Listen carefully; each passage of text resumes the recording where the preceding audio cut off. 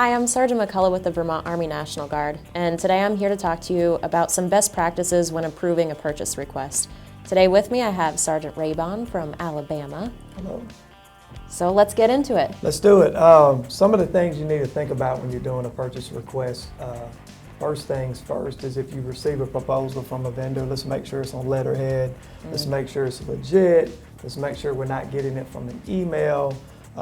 And also, let's make sure that it's itemized. Let's make sure we know exactly what we're getting so there's no confusion once that contract gets in the process or we make payment. Some of the things I look for is making sure that the vendor's address is on there, that their phone number is on there. Yes. You know, you want to make sure it looks professional because that can, maybe cross the line of it being unethical.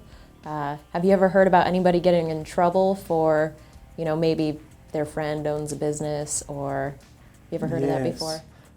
There's a lot of things out there that I think we both heard about where people are doing things that are not legal, moral, or ethical, and I think you just have to really pay attention to that when you're making a purchase. And also just make sure that you understand what you're doing and why you're purchasing it. Is it going to help my commander's intent? Is it going to help the end strength?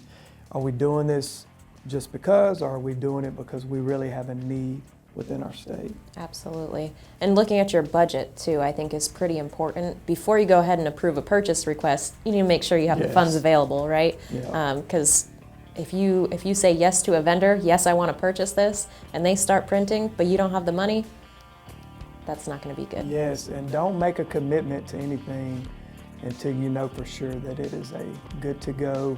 And also, we also want to make sure that we are paying for something before service. So we cannot receive anything until we make a purchase. So make sure that you're doing that. And at the end of the day, you're the gatekeeper. You're the one that's going to keep you and your commander out of jail.